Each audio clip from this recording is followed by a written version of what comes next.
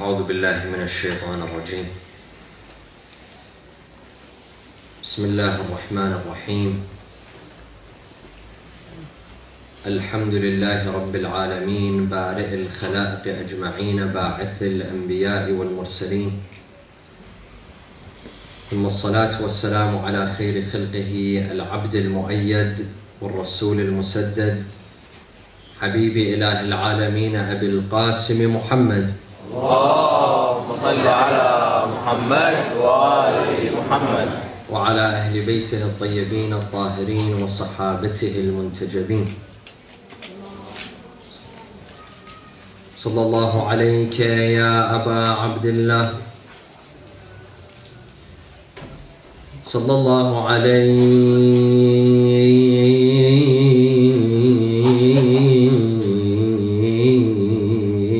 يا سيدي ويا مولاي يا ابن رسول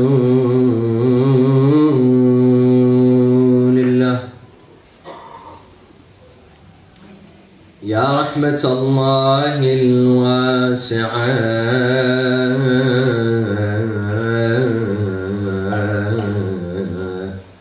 ويا باب نجاة الأمة، ويا عبرة كل مؤمن ومؤمنة،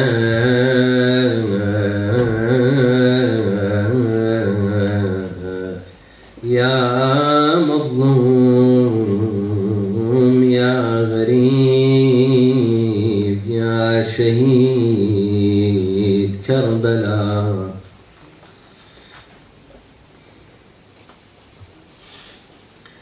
يا ليتنا يا ليتنا كنا معكم سادتي فنفوز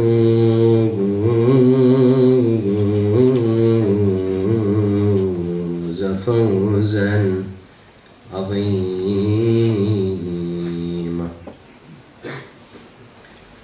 رسول حسين ونعم الرسول إليهم من العترة الصالحة، لقد بايعوا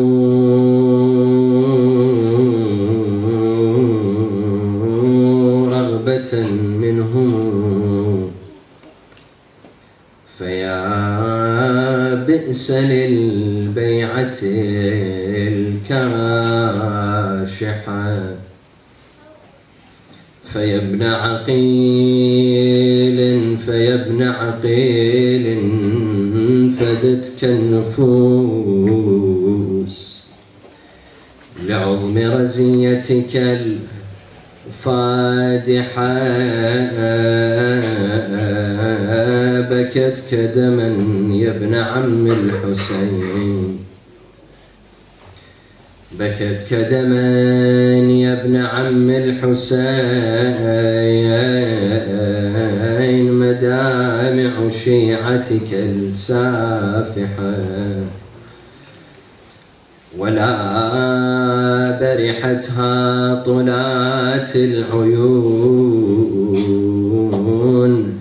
تحييك غادية رائحة، لأنك لم تروى من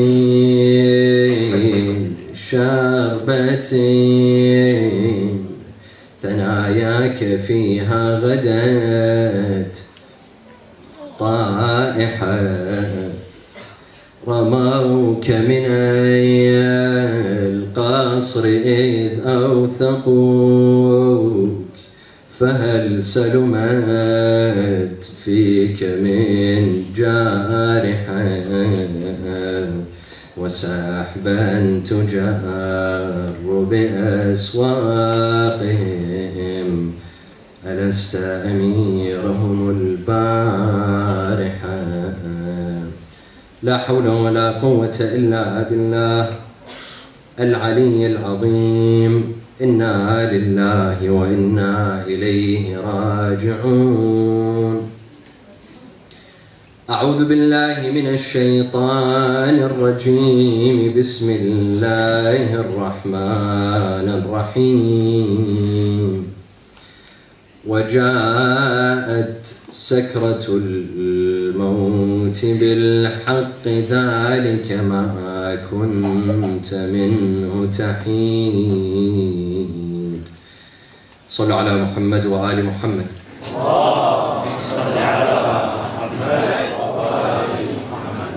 A second for the love of Imams Al-Hassan wal-Hussein.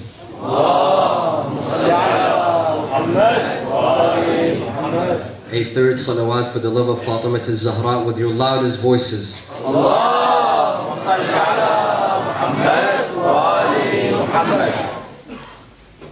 Whenever you travel somewhere, you begin making preparations months before. Months before you travel, you make sure that your passport hasn't expired, that you have the appropriate visas for the countries that you'd like to visit, you have the right luggage, you're carrying the right clothing, you check on the weather in that country to make sure you take with you the appropriate clothing, you do the necessary shopping, you go online. If you visit a country, you go online to look for maps, tourist attractions, the best restaurants, the cheapest hotels, car rentals, and so on and so forth. You make preparations before you leave. Furthermore, in some countries, they give you instructions before you leave. For example, in the United States of America, when you leave, the State Department suggests to check out their website. They'll tell you which country are you visiting. Depending on the country that you're visiting, you have to take so-and-so with you. And if, for example, if you're going to whatever country, here's the phone number, email address for the US Embassy in that country. They want you to go well prepared, so that in case there's an emergency, in case you get lost, in case someone attacks you, you are well prepared. We prepare for journeys that last a month, 2 months, 3 months maximum. No one travels for more than 4 or 5 months and then you come back home. Yet you spend weeks and months preparing for that journey. Brothers and sisters, we have a journey ahead of us. But a journey that doesn't require a visa. A journey that doesn't require booking. A journey that begins unexpectedly. It begins as a surprise. You don't know when that journey begins. And in this journey, there's no coming back. You're only booked a one-way ticket, first class. And there's no way you can ask them to bring you back. Are we prepared for this journey? Or not? A journey that can come to us by surprise at any moment. Have we prepared ourselves? Al-Imam Al-Hassan Al-Mushtaba alayhi salam was on his deathbed when one of his companions by the name of Junada comes to him minutes before the Imam was about to pass away and die. His companion Junada tells him, Yabna Rasulullah, Adni, give me a piece of advice, an admonishment.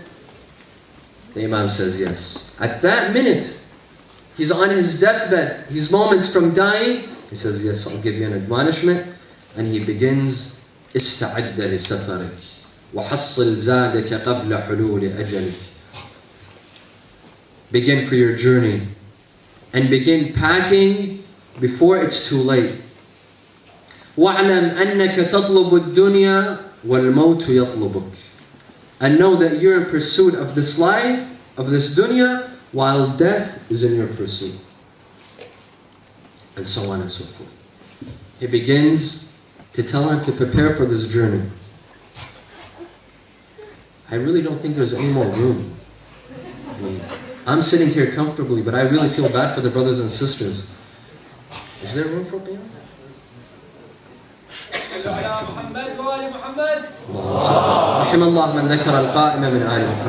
Please stand, all of you, brothers and sisters. Please stand and try to make room for the people outside. Pull as forward as possible.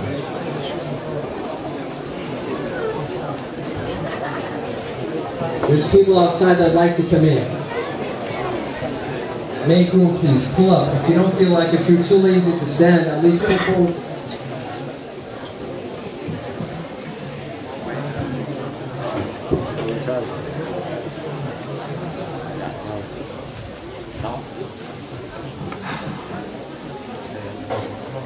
صلوا على محمد وآل محمد.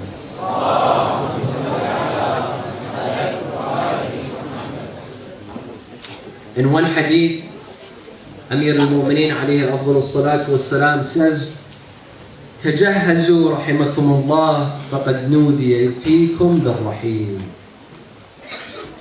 Begin preparing yourselves, may Allah bless you, because you have been called. You have been called. You will soon be departing. Prepare yourselves. Have you ever been late to an airport? You were stuck in traffic. You arrived late. And as soon as you arrive, you hear the final call for a flight, I don't know what, to I don't know where. And you begin rushing. Imam Ali alayhi salam says, you've been called. Khalas, it's the final departure. It's the last call for the departure. And you've been called, prepare yourselves. Prepare yourselves for that departure.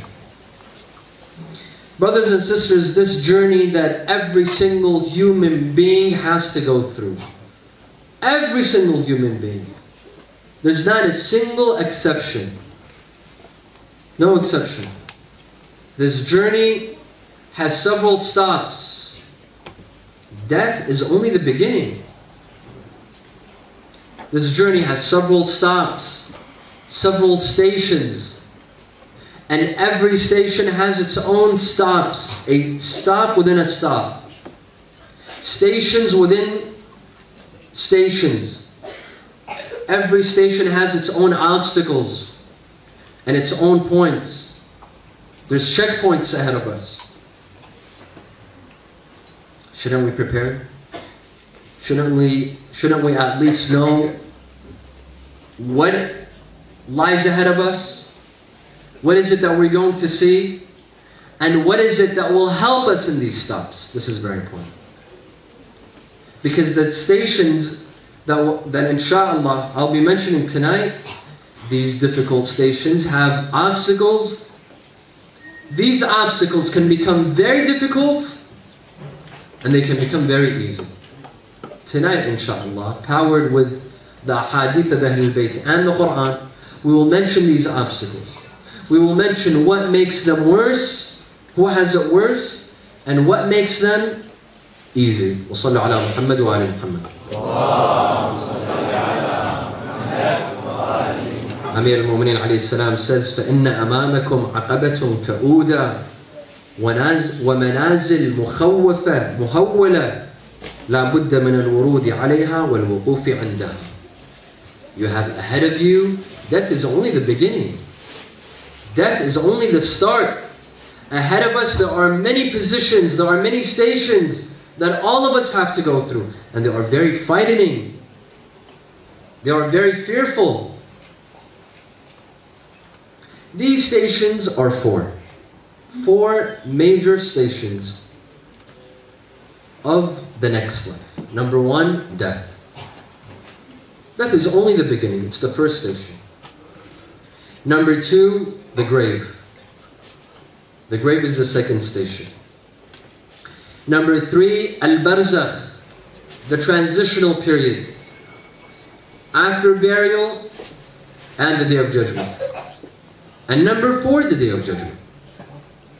These are four main stations that every one of us has to go through.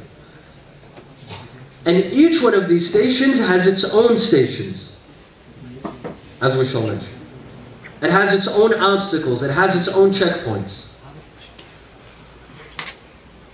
Number one, death. Death that everyone has to see. Whether you're a prophet, whether you're a normal person, or an imam, or a prophet. Everyone has to go through this. Not a single person can escape death. The first obstacle in death is the intoxication. Death has a form of intoxication. The Quran says, وَجَاءَتْ سَكْرَةُ الْمَوْتِ بِالْحَقِّ. سَكْرَةُ الْمَوْتِ. Sakra means what? Intoxication. وَجَاءَتْ سَكْرَةُ الْمَوْتِ بِالْحَقِّ ذَلِكَ مَا كُنْتَ مِنْهُ تَحِيدٌ. And the intoxication of death has come to you. What does it mean? At the time of death, it's very difficult. When death finally comes, when Malakul Maut comes, the angel of death comes to take our life, it's very difficult. The first thing that occurs is that we lose the power of speech. This is the first thing. We can't speak. And that's the problem. Because when we feel in danger, the first thing that we shout, what is it? Yumma ta'ali lihyi alayya. It's the first thing. You call your mother, you call your father, you begin to shout. This is the first power that you lose. The power of speech. Number two, the ability to move. You lose the ability to move. Number three, you lose your eyesight. And number four, you lose your soul. Now this is a very difficult time. Why? Because it comes, when death comes, it comes without, when the angel of death comes, he doesn't send you an email. He doesn't send you a text message. He just shows up. That's it. He comes as a surprise. He attacks you with a surprise. And many people are not prepared. Who's prepared for that moment? Who's prepared for that second? How many of you feel this? At the time of an exam, you're given 2 hours. You're going through the exam. All of a sudden, the teacher says, pencils drop. Khalas, put your pencil down. You see that? You're not done. There's answers that you haven't, there's questions that you haven't answered. The essay that you were writing, it's still incomplete. There's things that you wanted to write, it's still not done. Isn't that a panic attack? Doesn't it give you a panic attack? Now imagine this. You're told, khalas, it's time to leave. Who's like Ali ibn Abi Talib, alayhi salam, who says, Wallah, inna ibn Abi Talib la yubali. Awaqa'a ala al-maut, am waqa'a al-mautu alayh. Ali ibn Abi Talib does not care whether he goes to death or death comes to him. Who's like this? Of course no one. Thus, great fear comes. Where am I going? What's going to happen? What am I going to face? Is it really over? This is it? I have to leave? Khalas, there's no negotiating. I can't bargain with the angel of death. Give me a couple of more hours, a couple of more days, a couple of more weeks. This is it. The harsh reality is time is up. Now where am I going? Where are they going to take me? Is it a good place? Is it a bad place? I didn't say goodbye to my family members, my friends, my mother, my father, my siblings. I didn't say goodbye to anyone. There's no chance. What about my actions? I'm not ready. I don't have enough good actions. And I didn't seek forgiveness for my bad actions. All of this comes at the time of death. All of these thoughts, this panic attack, this anxiety, this great fear comes in 1 second. Amir al-Mu'mineen alayhi salam says, قد لزمته تبعات جمعها وأشرف على فراقها تبقى لمن وراءه ينعمون بها فيكون المهنى لغيره والعبء على ظهره. He says that all of a sudden he sees that he has to leave. And there is a worldly attachment. Am I going to really leave this place?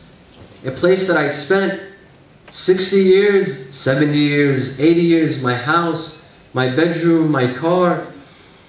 All of this is going to be taken away from me? This is hard.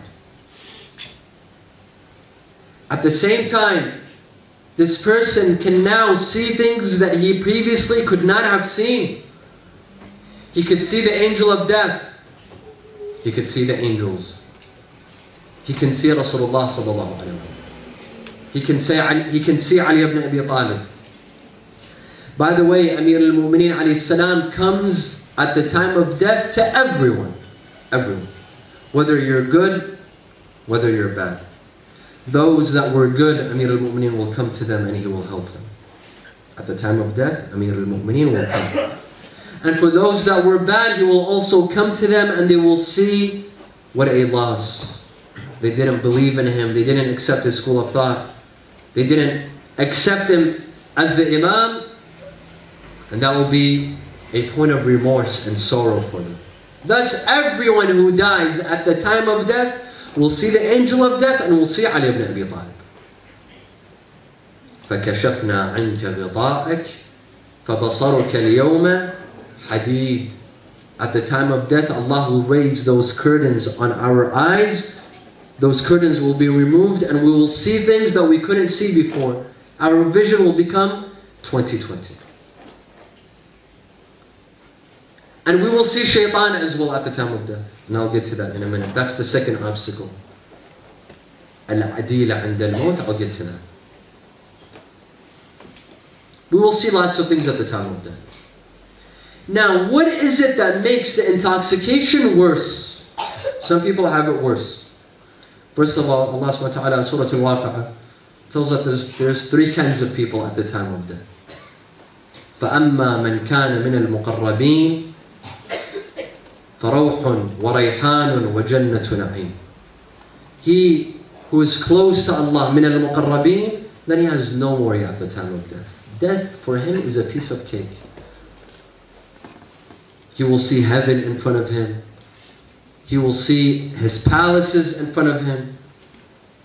He will see his rewards in front of him in paradise. And we have a hadith that a believer, Allah subhanahu wa ta'ala, a mu'min, a genuine mu'min, Allah will not take his soul unless He wants to. Allah will show him his place in paradise. The person will say to the angel of death, take my life, I want you to take my life. This is only for the believers and for the mu'mineen. وَأَمَّا إِنْ كَانَ مِنْ أَصْحَابِ الْيَمِينِ فَسَلَامٌ لَكَ مِنْ أَصْحَابِ الْيَمِينِ. And for those that are the people of the right, we'll talk about this inshallah. Meaning those who shall receive their book in their right hand. فَسَلَامٌ لَكَ مِنْ أَصْحَابِ الْيَمِينِ. Allah will give them peace. وَأَمَّا إِنْ كَانَ مِنَ الْمُكَذِّبِينَ الضَّالِّينَ فَنُزُلٌ مِنْ حَمِيمٍ وَتَصْلِيَةُ جَحِيمٍ.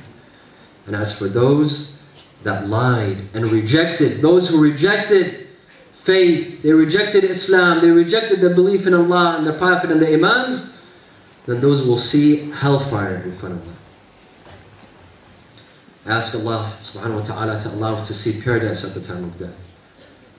And to make the moment of death easy for us.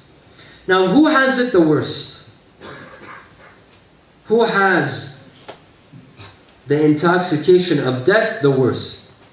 The hadith say, Aqul walidain. He who disrespects and hurts his parents, he has it the worst. One day Rasulullah sallallahu alayhi wa sallam came inside the masjid and he noticed that one of his companions is missing. He asked about him. They said, Ya Rasulullah, he's ill. He came for another salah. That companion was still missing. They said he's still ill. A couple of times Rasulullah would come to the masjid. He wouldn't find this young man. They told him, Ya Rasulullah, he's ill and he's about to die. He's dying. Rasulullah said, let's go and visit him. And this is a custom. When someone is ill and sick, you go and visit him. Rasulullah saw that this young man is in a very poor state. He can barely breathe. He's lying down. Rasulullah sat next to him. He told him, how do you feel? He said, Ya Rasulullah, I see a person dressed all in black, looking very scary, strangling me.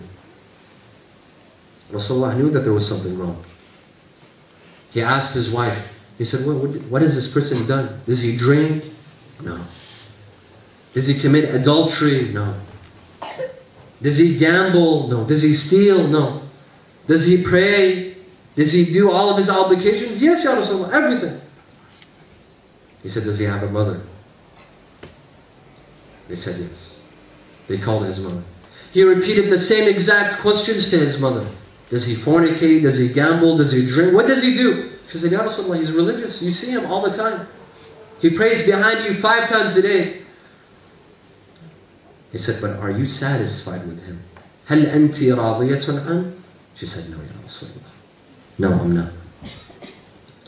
He said, why not? She said, because he would abuse me and insult me only to satisfy his wife. He would abuse me and hurt me and disrespect me because his wife doesn't get along with me. He would do it to satisfy his wife. Off من هي They disrespect a mother, their mother, and hurt her and abuse her only to satisfy their wife. Rasulullah told her, well, he's being punished. He's being tortured. He's being tormented. Forgive him. She said, I won't forgive him, Ya Rasulullah.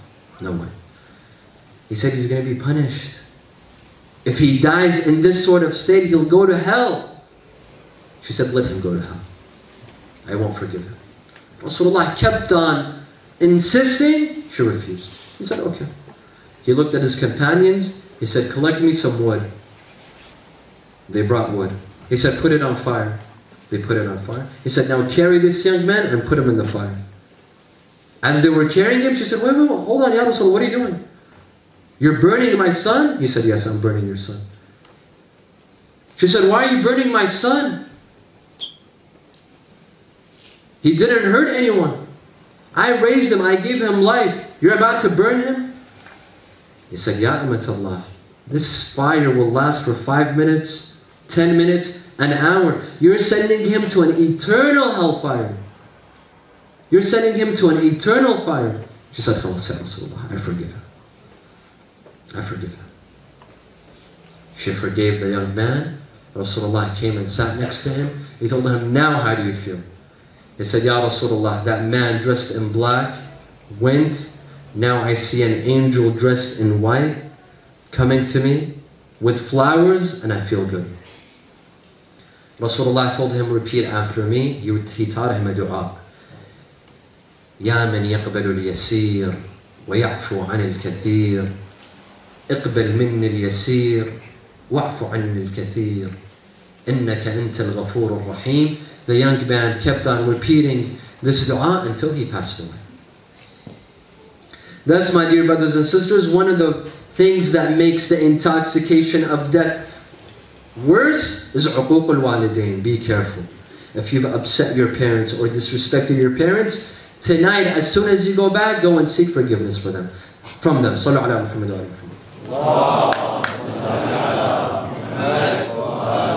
Muhammad. This is the first obstacle. The second obstacle, al-adilatu 'inda al-maut, changing faith at the time of death. At the time of death, one of the main obstacles is that shaitan comes to us. And he tells them, Ha fulan, you're about to die.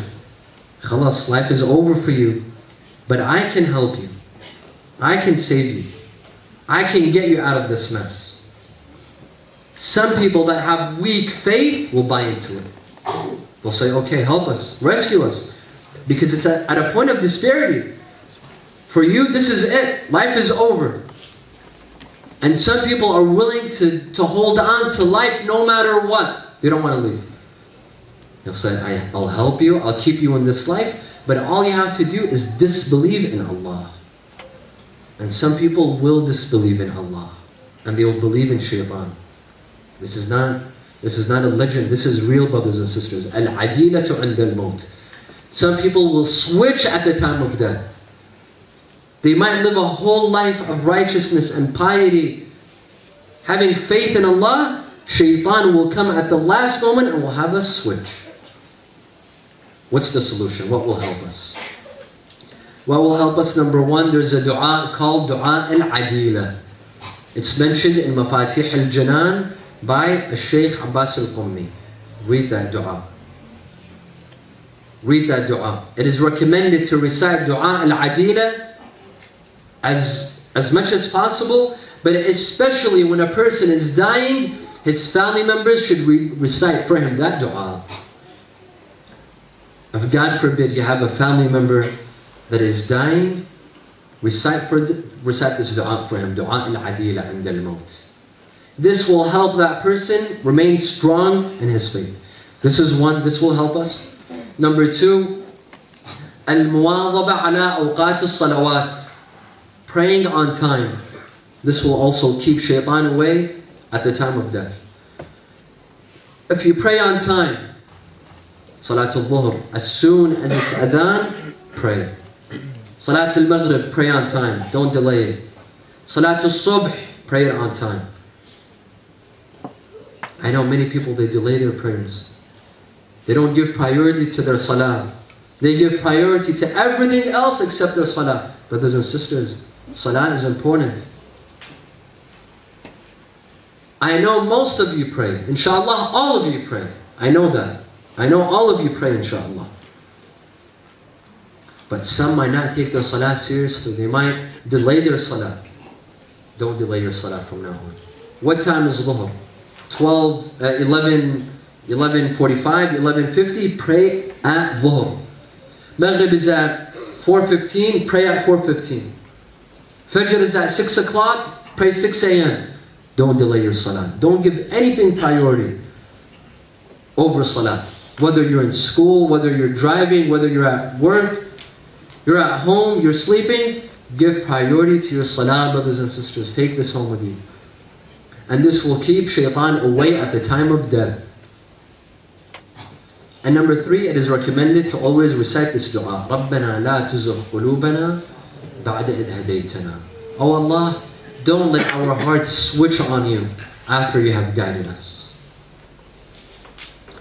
This was the first station, death, and its two stations. Sakratul Maut wal Adila 'inda al-Maut. Now the second station. Sallu ala Muhammad wa ala Muhammad.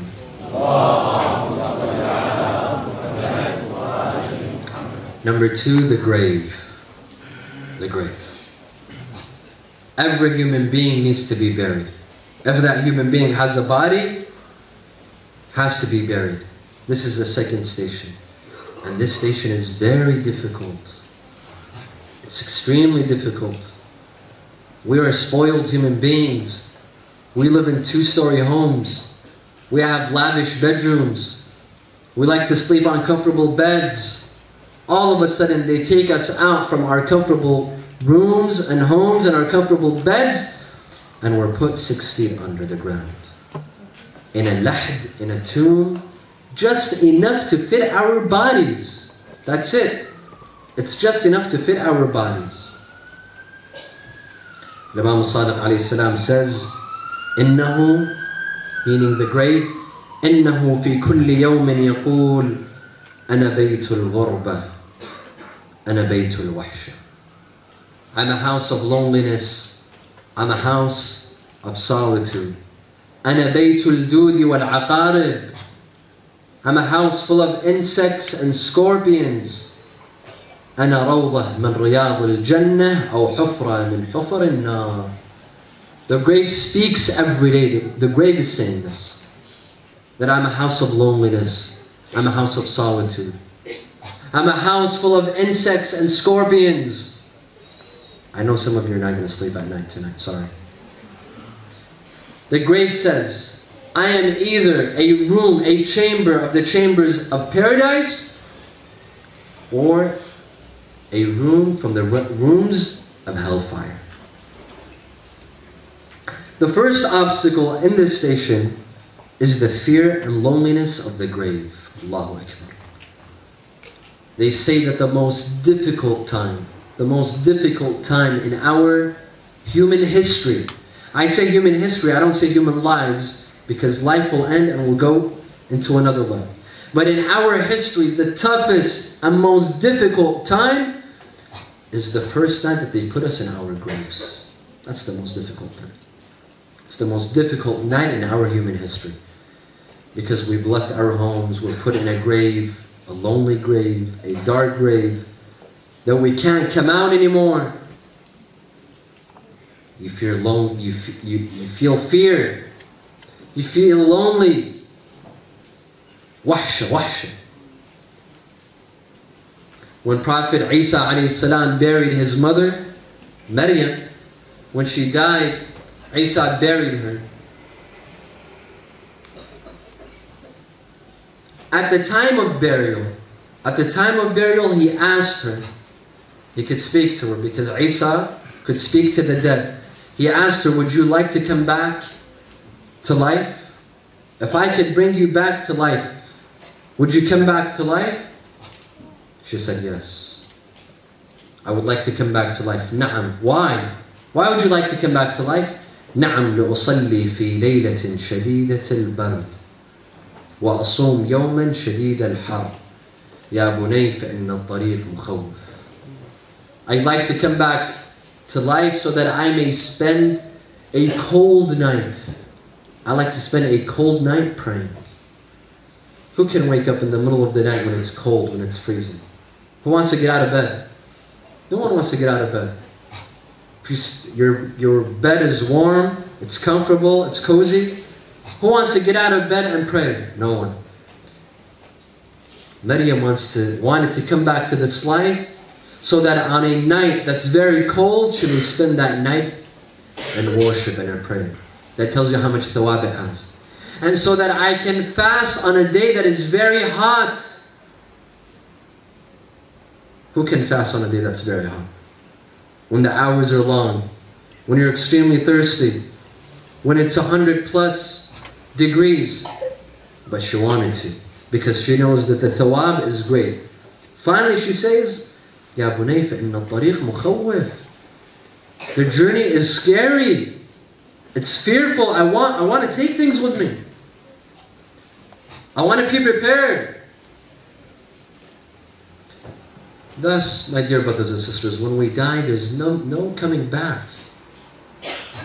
Every human being, when he dies, there's no coming back, except there was one human being that died and came back. Who was this person? Sallu ala Muhammad wa ala Muhammad.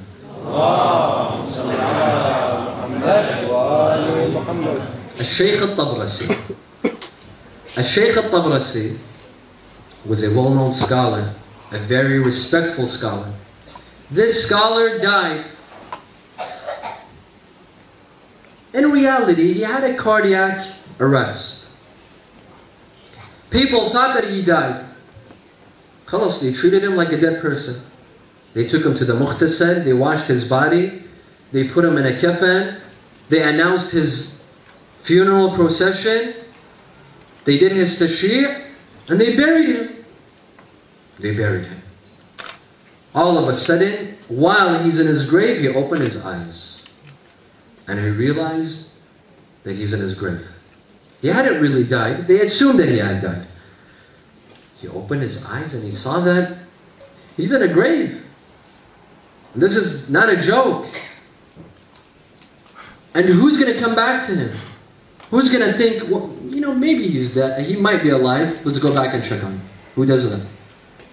Khalas, he saw that it's over. He's alive, but yet he's considered dead, and he's in his grave.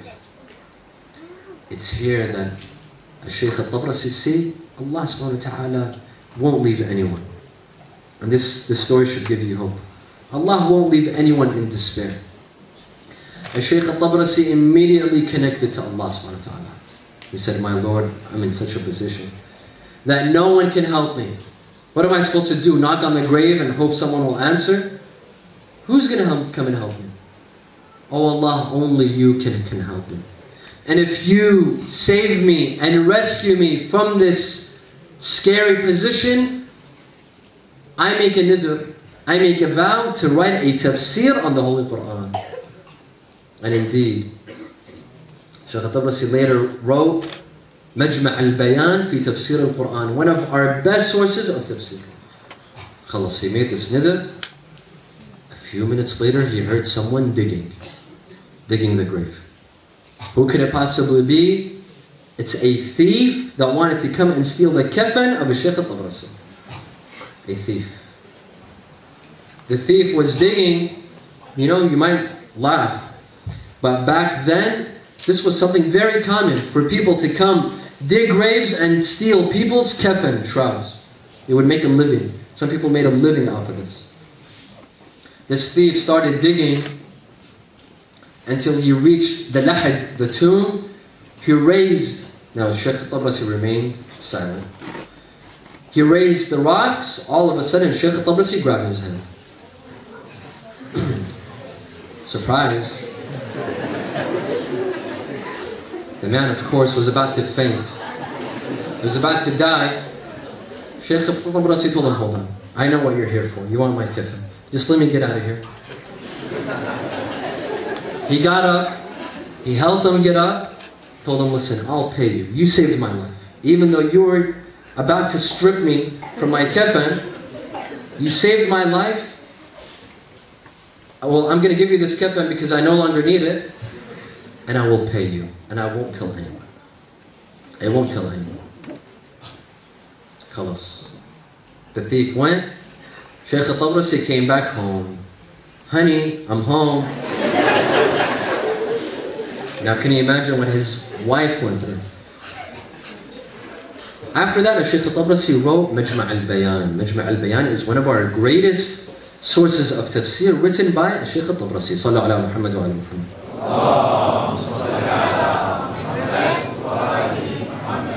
What can help us, brothers and sisters? We're running out of time. What can help us in that sort of position to reduce the fear and loneliness of the grave? What can help us is two things. Number one, Salat al-Wahsha. Of course, someone else has to do it for us. Salat al-Wahsha is a salah that you pray the first night you put a dead body in its grave. It's prayed in between Salat al-Maghrib and Isha. And its way is mentioned in Mafatih al-Jinan. It's 2 rak'ah. In the first rak'ah you recite Ayatul Kursi once. And in the second rak'ah you recite Inna anzalnahu fi laylatil qadr 10 times. After Surah Al-Hamd, of course. And then you ask Allah to send the thawab of the salah to that dead person. This salah, it's called Salat al-Wahsha, the salah of loneliness. It will reduce the loneliness of that person in his grave. And there's an act even better than Salat al-Wahsha, to give sadaqah. Give sadaqah on behalf of the person who died. Allah will reduce his fear and his loneliness. This was the first obstacle of the grave. The second obstacle, being squeezed in our graves. Allahu Akbar. Being squeezed. The grave is a very small place. And on top of that, most dead people will be squeezed. That tomb will become even smaller. It's already very small, it will become even smaller. Imam Sadiq alayhi salam says, Allahumma a'anni ala hawli al-muttala wa wassa' alayya fil madja'. Oh Allah, make my tomb wider, don't crush me in my grave. In another hadith, Imam Sadiq says, لَيْسَ مِن مُؤْمِنٍ إِلَّا وَلَهُ ضَمَّ. Every believer shall go through this. You'll be squeezed in their grave. Why? The philosophy behind this is that this will wash away their sins. Instead of being punished in hellfire, they will receive this sort of punishment to reduce from their punishment. Who has it the worst? Now here, there are some things that help us, and there are some things that harm us. The things that harm us in this sort of obstacle, being squeezed in our graves, are men who are harsh with their wives. There's a hadith. سُوء الْخُلُقِ مَعَ الْأَهْلِ.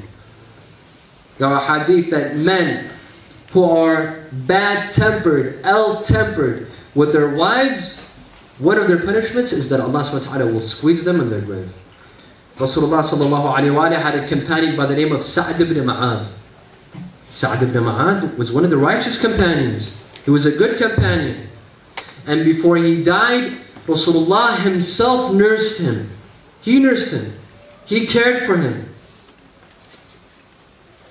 And when Sa'd ibn Mu'adh died, Rasulullah walked in his funeral procession. He tiptoed.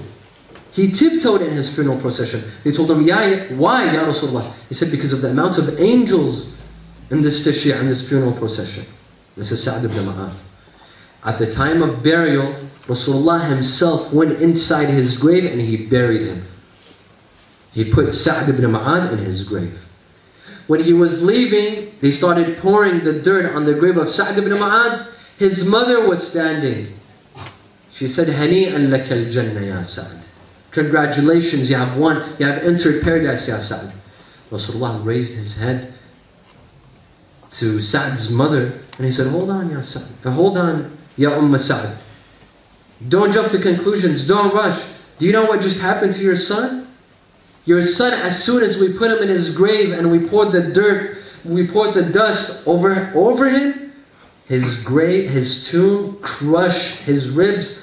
The ribs from both sides, they met. They met. She said, why, Ya Rasulullah? You nursed him. He was one of your companions. He said, yes. لكنه كان مع أهله كان في خلقه سوءا مع أهله. He was ill-tempered with his wife. He was ill-tempered with his family. And this is a result. This is one of the things that harm us. Unfortunately, and let me say this, brothers and sisters, and this goes out to the brothers. Unfortunately, there are some men, you see them outside, they're social, they're fine, they're always smiling, they're always joking, they're relaxed. But as soon as they go back home, everything turns around. That smile fades into a frown. The nice tone turns into an angry voice, and so on and so forth. Why? Why would you treat your wife in such a manner? Why you treat her differently than your friends? If you're social outside the house, be social inside the house. If you have a good temper outside the house, have a good temper inside the house as well. A man should not have two faces, outside the house and inside the house. He treats his wife one way and he treats his friends in another way. And if they do, this is the result. The result will be the result of Sa'd ibn Mu'adh. Sallallahu ala Muhammad wa ala Muhammad.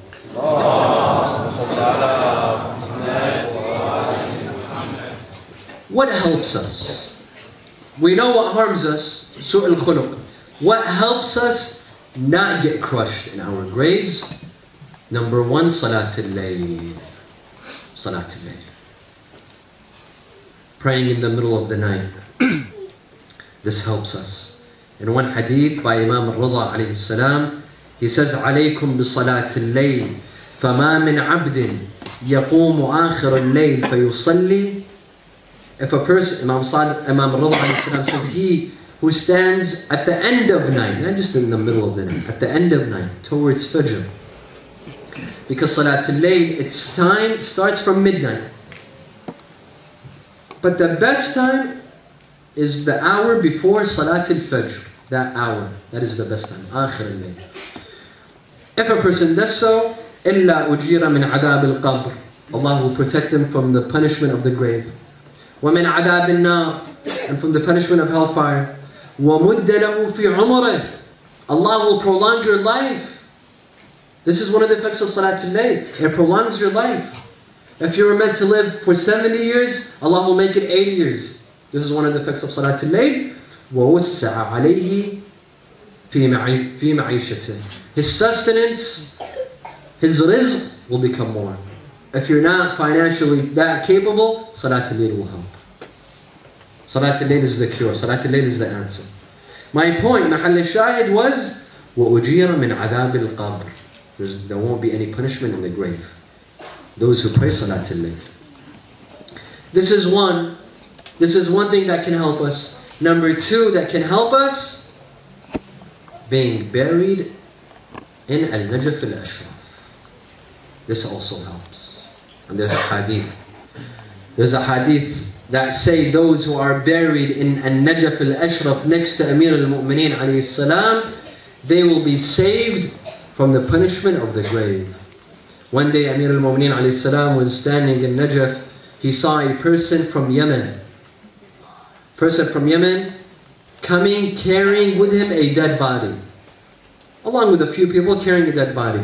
He told him, who are you? Where did you come from? He said, no, he didn't know who it was. He didn't recognize Amir al-Mu'mineen. He said, I'm from Yemen. And this is my father. He recently passed away. He said, you're from Yemen. Why? Why did you come all the way to Iraq, to Kufa, to Najaf? He said, because my father, before he died, he said, I want you to take my body all the way to Iraq, to Kufa, right behind Kufa, Dhahr al-Kufa, which is Najaf. He said, I asked him why. He told me, my father told me, إِنَّهُ يُدْفَنُ هُنَاكَ رَجُلٌ يَدْخُلُ فِي شَفَاعَتِهِ مِثْلُ رَبِيعَةَ وَمُضَرٍ. He told me that there will be a man buried in that city. Thousands, maybe millions of people will enter paradise because of his intercession, because they're buried next to him. Thus, being buried in the city of Najaf and Najaf al-Ashraf, this can also save you from being punished in grave. So now Karbala and Najaf are tied, 1-1. And you go to Najaf and you'll see thousands of scholars buried there. So many scholars are buried in the city of Najaf because they know this value. From Al-Shaykh al-Ansari, Al-Sayyid Bahr al-Ulum, Al-Shaykh al-Akhund al-Khurasani, Sahib al-Jawad. Hundreds and hundreds of scholars buried in Najaf because they know this secret, they know this value. Thus, inshallah, you will all live a very long life, but put it in your will that take my body to the city of Najaf. This is the second obstacle. And the third obstacle that I conclude with, the interrogation of Munkar and Nakir. Being interrogated by the two angels, Munkar and Nakir.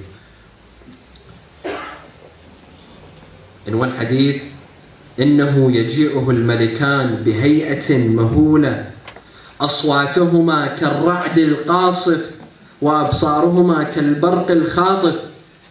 The hadith says that they shall come to a dead person in a very frightening manner. Their eyes are like thunder, or like lightning. Their voices are like thunder. They will come to him, فيسألانه من ربك ومن نبيك وما دينك ومن إمامك. They will come and they will ask, what is your religion? Who is your Lord? What is your Qibla? Who is your Prophet? And who are your Imams? This will happen. Even though the answers are quite easy. You will say this is a piece of cake. We all know this. We all know the answers. But just the interrogation itself by these two angels is scary by itself. Being interrogated. I mean, every time I come to the UK, when I stand at passport control, when I'm standing in line, I know I'm going to be interrogated. Once I was stopped and interrogated for 7 hours. For God's sake, I mean, when I stand in line, I literally recite half of Mafatih al-Jannah. Because the interrogation is serious. Now this is at the airport. And this is Munkar and Nakir. And there's no one to help you. There's no lifeline. There's no one to call and say, can you give me a hand? No way. You have to answer. What will help? What will help? Number one, at-talqeen and ad-daf. There's something called at-talqeen. When you bury that person, right before you put the dust over his grave, you tell him, you give him the answers. اسمع افهم يا فلان ابن فلان إذا أتاك الملكان المقربان فسألانك عن ربك وعن قبلتك وعن دينك وعن نبيك وعن إمامك فلا تحزن ولا تخف ولا تفزع وقل لهما الله ربي والإسلام ديني والكعبة قبلتي ومحمد النبي وعلي إمامي والحسن إمامي والحسين إمامي till the end. This is highly recommended. They don't just bury a dead body and that's it. No, this is talqeen. Before burial and after burial. التلقين قبل الموت والتلقين بعد الموت. It has its effect. and it makes a person's faith stronger, and he will feel more brave to answer. By the way, I remember a very long time ago, I was probably 15 or 16. My father was asked to attend a burial back when we were in Los Angeles. The cemetery was quite far. My father couldn't go, so he told him, I'll send you my son. And I was only maybe 15 or 16 at the time. So I went to perform Salat al-Mayyit and then to perform Talqeen. And I remember by the time we got to the cemetery and we actually buried that body, it was maybe 15 minutes before Maghrib. And it was getting dark. And by the time we buried, it was already dark. So I remember I prayed over the body and we said the Talqeen before the burial. After the burial, the gentlemen, you know, the group that were there, they were not Arabis. One of the gentlemen said, now Sayyid, you have to recite Talqeen, but you have to do it all on your own. We have to leave. I said, what? He said, we're going to have to leave and you recite Talqeen by yourself. I said, I mean, it's dark. We're in a cemetery, for God's sake. He said, sorry, you have to do this. I'm like, please don't leave me. They left me. They all left, and I was standing there. It was at night, it was dark, standing over a grave, and I have to recite Talqeen. I said, you know what? I'm not going to do this. I looked at the grave, I said, listen, mister, Munkar and Nakir are coming in a couple of minutes, good luck with that. And I ran out. Sallallahu ala Muhammad wa ala Muhammad.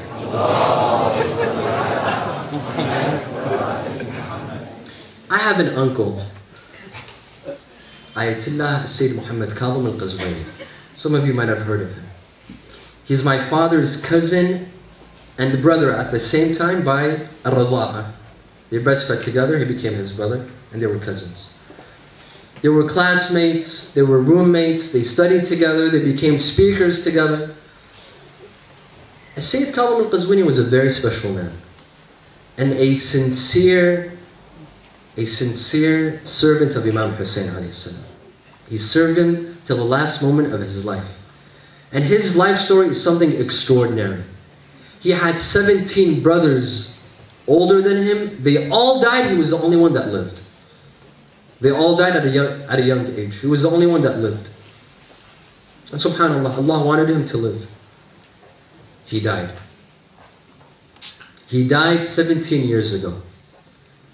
Again, a very sincere and devout servant of Imam Hussein. And he had lots of books as well.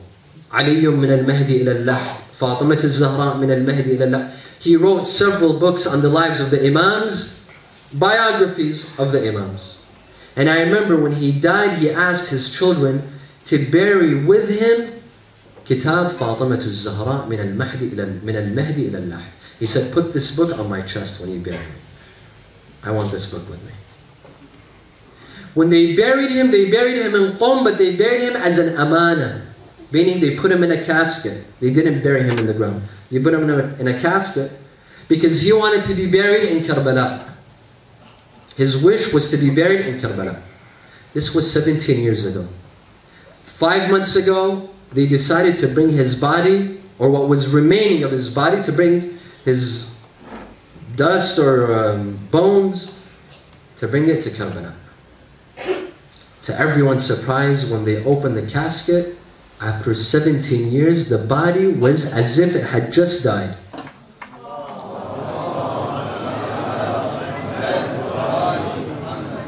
This is what we heard. We heard that the body was as if it had just recently died. Nothing wrong with the body. They were expecting to see bones, but the body was normal. I had my own doubts. I had my doubts. Is it possible after 17 years a body could remain that way? They brought the body to Karbala and we buried the body in the haram of Imam Hussein alayhi salam. The person who performed the talqeen over the body was my father. He performed the talqeen. It was very crowded. I didn't know what happened. When we came back home, I saw that my father was amazed. He said, I didn't see the body. I didn't see the body. I didn't cover the face. However, they had Sayyid Muhammad Kadhim sit sit in order to perform the talqeen, the dead body has to sit. He said, when I grabbed his shoulders and I shook him, when you say isma' ifham, I shook him as if I was shaking a normal human being that had just recently passed away. Khalas, we buried him. It was only then that I actually believed that his body was normal. We buried Sayyid Muhammad Kamil. One day I asked my father, why do you think that his body remained like this? He said, in my opinion, 2 reasons. Number 1, the book, Fatimat al-Zahra min al-Mahdi ila al-Lahd. He had this book on his chest. And number 2, he said, this Sayyid served Imam Hussein for over 60 years of his life. Do you think that Imam Hussein would leave him?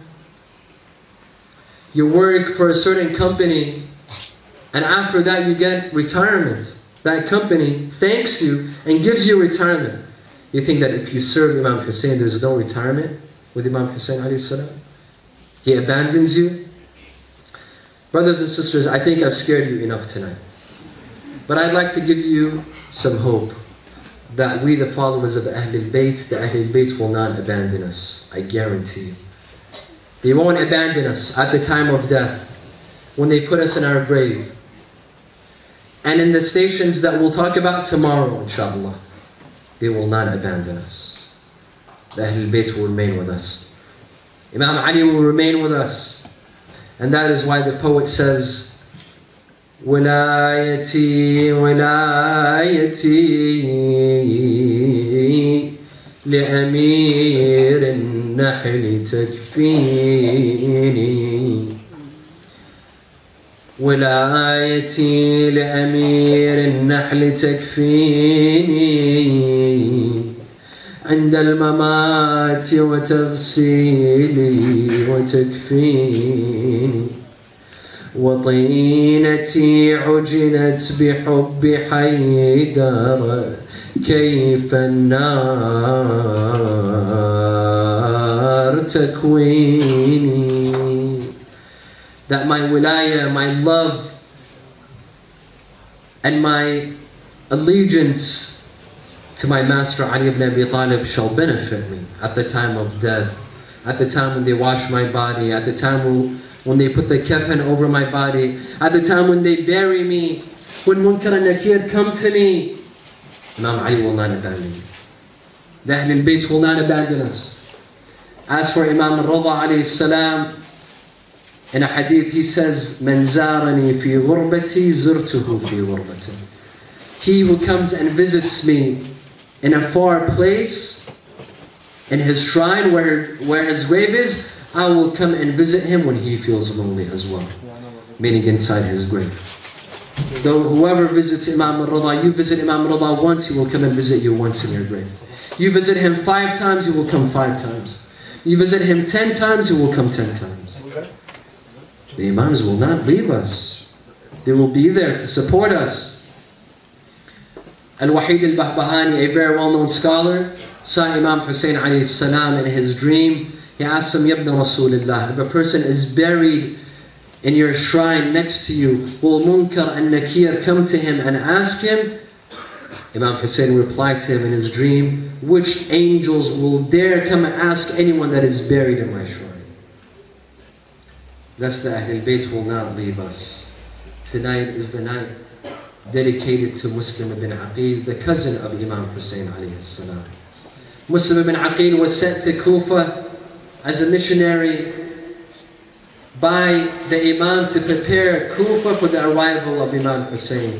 People first gathered around him, people supported him, stood by him until Yazid appoints Ubaydillah ibn Ziyad as the governor of Kufa. When he came, he started buying people off. Paying. They started paying people, buying them off. Muslim ibn Aqil started losing his followers one by one. He started losing them. One night he went on the 8th of the Hijjah. He goes to Masjid al-Kufa to pray Jama'ah. When he enters the masjid was full. In between Maghrib and Isha, he looks back and he sees that half of the people had left. After Isha, he looks back and everyone had left. Muslim ibn Aqil was all alone inside the masjid. He starts walking in the streets of Kufa. He has nowhere to go. The army of Ibn Ziyad are after him. Finally, he sees the doorstep of a lady. He sits on that doorstep. The lady opens the door. Her name is Taw'a. She tells him, what do you want? He said, Ya Amatallah, I want some water. She brought him some water. He drank. She came back inside, waiting for him to leave. She saw that Muslim did not get up. Muslim ibn Aqil remained sitting on her doorstep. She came to him and she said, Ya Abdullah, it's not right for you to sit on my doorstep. I'm a lady here, alone in this house. It's not appropriate for you to sit on my doorstep. Go to your family, go to your house, go to your wife. He said, Ya Amatallah, I don't have a family here. I don't have a house here. I don't have relatives here. She said, who are you? He said, I am Muslim ibn Aqil. أنا مسلم ابن عقيل غدر بي أهل الكوفة. I am Muslim. The people of Kufa invited me to come and they have deceived me. يقللها يا وعينا مستديرة يقللها وعينا مستديرة لا أهل عندي ولا عشيرة غريب وعمامي بغير ديرة ومثل حيرتي ما جرت حيرة أنا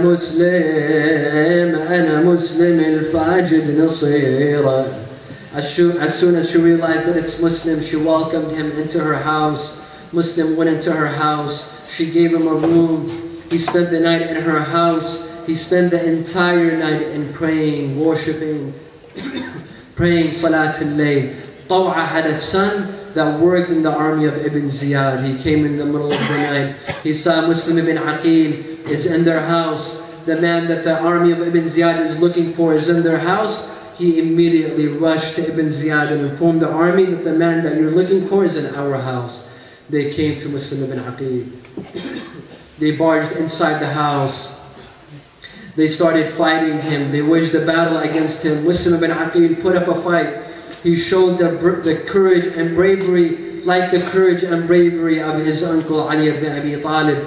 He fought him until they dug a ditch outside the house. They led him outside until he fell in the ditch. They grabbed Muslim. Taw'a was so embarrassed. She had led him into the house. She had invited him into the house. But the one who had told on him was her son. Taw'a was very embarrassed of Muslim. ظلت تناديهم يا الكوفان رحموا هذا ابن أخو الكرار حيدر لا تسحبوا خلوه يمشي براحته قلبه شعبته خافوا من الله مالكم مذهب ولا دين صاحت يا مسلم يا عظيمها خجلتي بيك شبيدي وانا حرمة وضعيفة ما اقدر احميك لا يتركونا ياك كنت فت قلبي وداويك ان كان سلمت من قيدهم سلم على حسين. They dragged Muslim ibn Aqil to Qasr al-Imama, to Ibn Ziyad. They dragged him there. Ibn Ziyad saw him. He said, I don't take him upstairs. Take him to the roof. They took Muslim ibn Aqil to the roof. They were about to cut off his head and to kill him, to execute him. Muslim ibn Aqil, when he realized this, he said, listen, give me 2 minutes. Give me a couple of minutes. Let me recite my last salah of my life. They gave him time. He prayed. Before praying, he was injured. He was heavily injured. He asked for some water. They brought him some water. He was about to drink. The blood was spilt into the bucket of water. He couldn't drink. He asked for another bucket of water. He was about to drink. Again, blood poured in it. He couldn't drink. 3 buckets of water he couldn't drink. It's as if Allah subhanahu wa ta'ala wanted Muslim to have the same fate of Imam Hussein. to die thirsty. Moments before his death, he said, before you kill me, allow me to pray. Muslim stood in front of the Qibla. He prayed. As soon as he finished his prayer, he turned towards Medina and he said, Assalamu alayka ya Aba Abdullah. Peace be upon you, my cousin, Ya Aba Abdullah. Ghadara bi ahlul Kufa, the people of Kufa have deceived me. Don't come to Kufa, Ya Aba Abdullah. Don't come here. People were waiting underneath the palace of Imara. They were waiting, they were asking for Muslim ibn Aqil. All of a sudden they saw the body of Muslim ibn Aqil fall from on top of the roof onto the ground. They went to that body and they saw the body was headless. They had chopped off the body of Muslim. They tied ropes around the feet of Muslim and they began dragging him in the streets of Kufa. The news of Muslim's death reached Imam Hussein alayhi salam, and he was in Karbala. When Imam Hussein heard the news of Muslim's death, he was standing, he had to sit down. Did Muslim really die? Imam Hussein could not hold back his tears. Once he cried, he asked his daughters, he said, go and call me Hamida bint Muslim ibn Aqil. I want to see Hamida, the daughter of Muslim. They brought Hamida. He seated her on his lap. He started brushing her head. بني أنا أبوك وبناتي أخواتك. My dear daughter, today I am your father. Today I have become your father and my daughters are your sisters. She looked at Imam Hussein. She said, my dear uncle, I see you're treating me as if I'm an orphan. Are you giving me bad news? Imam Hussein could not answer her. As the days passed by, it was the day of Ashura. Imam, this is the last moments, brothers and sisters. I'm concluding. It was the day of Ashura. Imam Hussein was about to enter the battlefield. Imam Hussein was about to go into the battlefield. He said his last farewell to Zainab, wa Kulthum, wa Ruqayya, wa Sukayna, wa Rabab. He was about to ride his horse. All of a sudden his daughter Sukayna called him. Abba, one last second. One last moment, please hold on a second. He came. She said, I want you to do to me what you did to Hamid bin Muslim. He seated her on his lap. He began to brush his head. My dear father, please don't go into the battlefield. Please take us back to Medina. Please take us back, don't go. يا بويا قول لا تخفي علي. يا بويا قول لا تخفي علي. عادي روحتك لو بعد جايه. إن كان رايح هاي هي. خذني وياك ما اقدر اصبر. سيطول بعدي يا سكينة فاعلمي منك البكاء إذا الحمام دهاني. لا تحرقي قلبي بدمعك حسرة ما دام مني الروح في شرياني.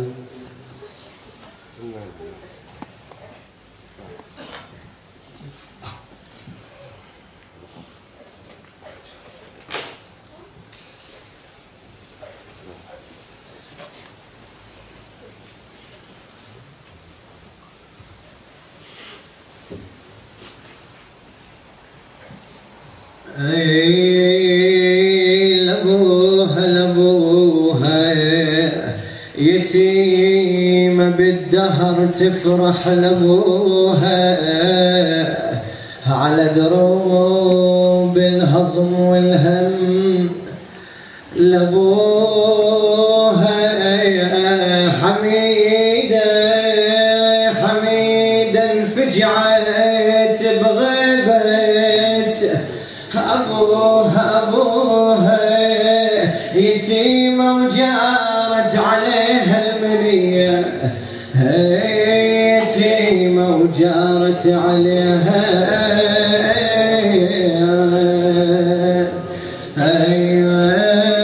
المنية.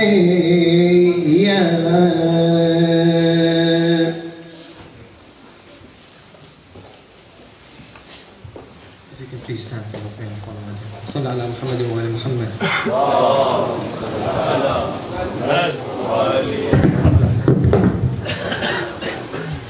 يا عمي الوالي أريد أنا بنت حميدة يا عمي الوالي أريد أنا بنت حميدة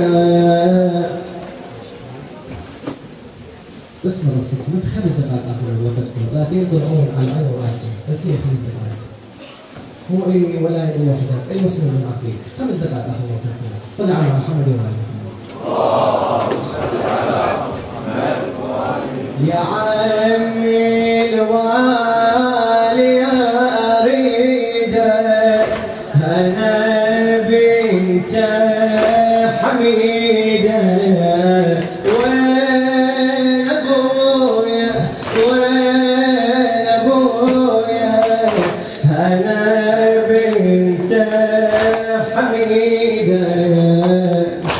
شفتك ودمعي جارت بك ابويا تذكرت تشابه بكل الصفات طول جسمه ومنظره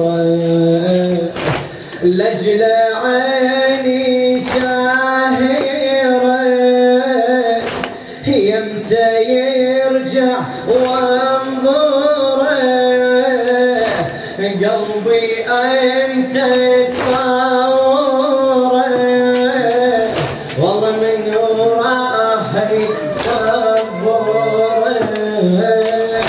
من دموعي العين اكتب لهذه الخاطره بغياب مو سعيدة أنا بنت حميدة بغياب مو سعيدة أنا بنت حميدة وين أبويا أنا بنت حميدة والله ما إجا منه خبر تدري قلبي شقد صبر أتأخر بجيت عمي تأخر بجيت وخاطري والله انكسر اي انا حسيتي بخطر لما للكوفة السيدة ضل خبرني على حالة ترى دلالين فطر طولي بهذا السفر وين خبرني استيقظ طيفك اللحظة يجيني بصحوتي ونومي حيضر كلامي عليك أعيده أنا بنت حميدة وين أبويا أنا بنت حميدة السلام عليك يا أبا عبد الله نسألك اللهم وندعوك باسمك العظيم الأعظم الأعز الأجل الأكرم يا الله. Today, Samahat Ayatollah Sayyid Father of the Minor Operation Surgeon. we will set this ayah for his quick recovery. أعوذ بالله من الشيطان الرجيم. بسم الله الرحمن الرحيم. أمن يجيب المضطر إذا دعاه ويكشف السوء. أمن يجيب المضطر إذا دعاه ويكشف السوء. أمن يجيب المضطر إذا دعاه ويكشف السوء. أمن يجيب المضطر إذا دعاه ويكشف السوء. أمن يجيب المضطر إذا دعاه. اللهم ادخل على أهل القبور السرور. اللهم اشفي كل مريض. اللهم داوي كل جريح. اللهم اكسو كل عريان. اللهم اشبع كل جائع. اللهم اشفي كل مريض. اللهم داوي كل جريح. اللهم اقضي كل مدين. اللهم اقضي دين كل مدين. اللهم سد فقرنا بغناك وغير سوء حالنا بحسن حالك واقض عنا الدين واغننا من الفقر. اللهم كن وليك الحجة ابن الحسن صلواتك عليه وعلى آبائه في هذه الساعة وفي كل ساعة وليا وحافظا وقائدا وناصرا ودليلا معينا حتى تسكنه وتمتعه فيها طويلا برحمتك يا ارحم الراحمين. ولارواح المؤمنين والعلماء والشهداء ولأرواح أموات المؤسس نقرأ سورة الفاتحة مع الصلوات. اللهم صل على محمد وآل محمد.